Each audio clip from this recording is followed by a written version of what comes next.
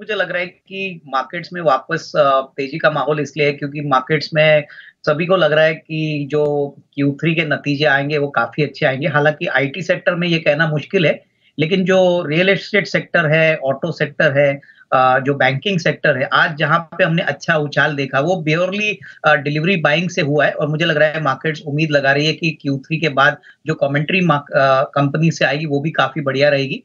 Plus overall FIS का mood वापस positive हो चुका है। आज 1500 करोड़ की अच्छी बाइंग हो चुकी है। मेरे ख्याल से लिक्विडिटी अभी भी काफ़ी स्ट्रॉन्ग है। आने वाले महीने में होपफुली एसआईपी का भी आंकड़ा 17,000 करोड़ के आसपास अगर आता है, तो मेरे ख्याल से मार्केट्स को लिक्विडिटी का कोई प्रॉब्लम नहीं है और मेरे ख्याल से मार्केट जनवरी को डेफिनिटली स्टॉक स्पेसिफिक नज़रिए से देखेगा क्योंकि 11-12 तारीख से काफ़ी बड़े कंपनीज़ के नतीजे दैट इज़ Q3 नंबर शुरू हो रहे हैं, तो आपको स्टॉक स्पेसिफिक रवैया अपनाना चाहिए। हालाँकि इंडेक्स एक छोटे दायरे में रहेगा, ऐसा मेरा मानना है। आज जो स्टॉक हमने चुना है वो बेसिकली फाइनेंशियल सर्विसेज से जुड़ा है और एक ब्रोकिंग कंपनी है। कंपनी का नाम है शेयर इंडिया सिक्योरिटीज़। देखिए इस कंपनी की खासियत है कि इन्होंने पिछले 10 साल में बहुत अच्छी तरह से अपने बिज़नेस को ट्रांसफ़ॉर्म किया है।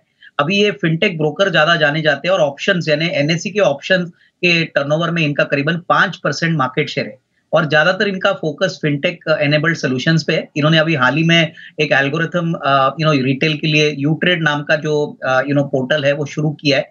वहाँ से हमको लग रहा है कि बहुत अच्छा स्केलेबिलिटी का पोटेंशियल है। इनफैक्ट इन्होंने कहा है कि अगले 2 साल में 2 लाख पेड कस्टमर्स इसमें आएँगे। ऑलरेडी जो सितंबर में इन्होंने लॉन्च किया था, इसका रिस्पॉन्स बहुत ही तगड़ा है। अगर फाइनेंशियल्स की बात करें तो पिछले साल 1080 करोड़ के रेवेन्यू पे इन्होंने 331 करोड़ का प्रॉफिट किया था और पहले 6 महीने में ट्रैक्शन बहुत मजबूत है। इनफैक्ट जो कस्टमर्स है वो करीबन 31,000 पहुँचे हैं। इनके एनबीएफसी के कस्टमर्स करीबन 65,000 है। पहले फर्स्ट हाफ में करीबन 693 करोड़ पे इन्होंने 196 करोड़ का प्रॉफिट किया है, जो पिछले 6 महीने में 131 करोड़ था। अभी मार्केट जिस प्रकार से तेजी से भाग रहा है और एफएनओ का वॉल्यूम बढ़ रहा है, हमको लग रहा है कि आने वाले 6 महीने भी इनके लिए बहुत बढ़िया रहेंगे। हमारा मानना है कि पिछले साल 330 करोड़ का प्रॉफिट था, इस साल 450 करोड़ का प्रॉफिट कंफर्टेबली आना चाहिए और उसके बाद करीबन 525-550 करोड़ का प्रॉफिट आएगा। तो यहाँ से करीबन 2300 का एक टारगेट प्राइस लेके इसको खरीदना चाहिए। हमको लग रहा है एफवाई 24 और 25 ये दोनों साल इनके लिए बहुत बेहतरीन रहेंगे और अच्छी वैल्यू पिक है। आपको वैल्यूएशंस भी अच्छे मिल रहे हैं। तो कम से कम 12 महीने का नज़रिया अगर किसी के पास है तो 2300 के लिए इसको खरीदना चाहिए।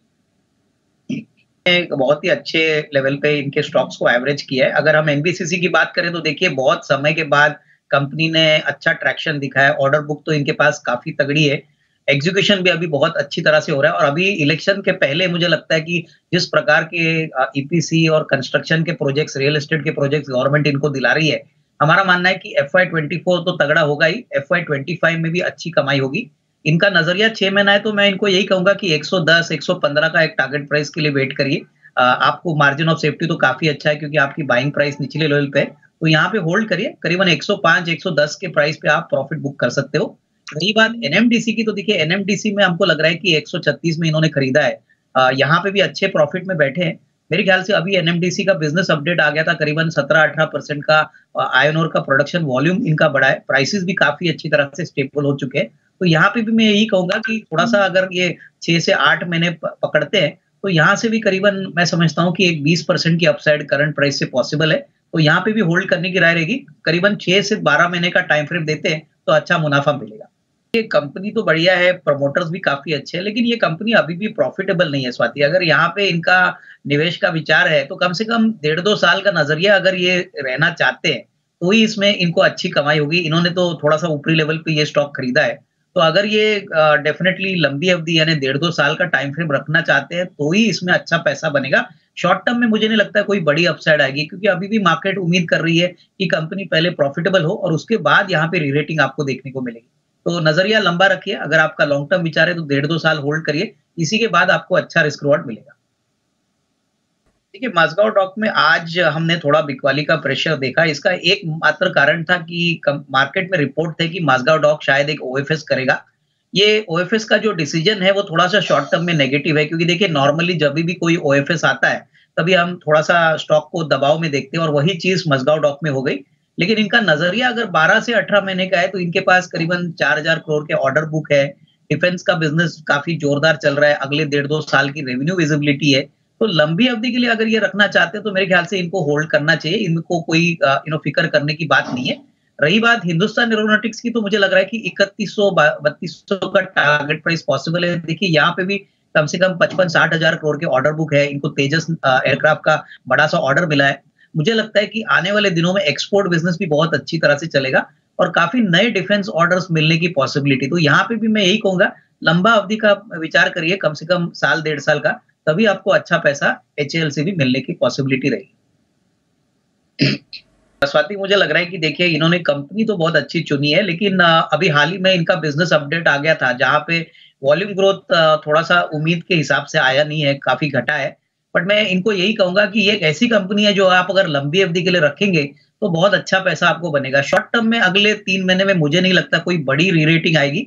अगर आपका शॉर्ट टर्म व्यू है, तो मेरे ख्याल से कोई भी उछाल से इसमें से निकल जाइए और कोई दूसरे विकल्प में पैसा लगाइए। लेकिन अगर आपका नज़रिया कम से कम 6-12 महीना है, तो इसमें अच्छा पैसा बन सकता है। तो टाइम फ्रेम थोड़ा लंबा रखिए, अदरवाइज़ शॉर्ट टर्म है तो यहाँ से निकल जाइए।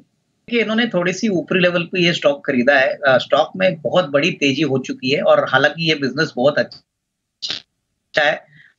समझता हूँ कि आने वाले 6 से 12 महीने में भी अच्छी ग्रोथ पोटेंशियल है। नज़रिया 6 महीना नहीं, मेरे ख्याल से अगर ये साल भर का नज़रिया रखते हैं, तो इनको अच्छी खासी कमाई हो सकती है। हो सकता है इनको 690, 700 का भी प्राइस देखने को मिले। लेकिन टाइम फ्रेम थोड़ा लंबा रखिए, यही सुझाव रहेगा। डेफिनिटली देखिए कंपनी काफ़ी अच्छी है और मैं समझता हूँ कि स्टॉक में कोई फंडामेंटल कारण नहीं है कि स्टॉक इनके बाइंग प्राइस से नीचे आया है। मैं समझता हूँ कि अगर इनका नज़रिया 8 से 12 महीना है, तो 950 975 का टारगेट इनको मिल सकता है। कंपनी के काफ़ी अच्छे ग्रोथ प्लान्स हैं और जिस प्रकार से कमेंट्री मैनेजमेंट की पिछले सेकंड क्वार्टर में आई थी, हमको लग रहा है कि दिसंबर क्वार्टर और अगले साल बहुत अच्छा रहेगा। तो कम से कम 6 टू 12 मंथ्स का नज़रिया रखिए और थोड़ा-सा पेशेंस रखिए। स्टॉक काफ़ी पॉपुलर है, लेकिन अभी थोड़ी-सी वोलेटिलिटी के कारण नीचे आया है। बट डेफिनिटली फंडामेंटल्स में अच्छी री-रेटिंग आपको अगले 6-12 महीने में देखने को मिलेगी। स्वाति, पोजिशनल ट्रेड के लिए हमको एनटीपीसी पसंद है। एनटीपीसी करीबन 317 का रेट चल रहा है।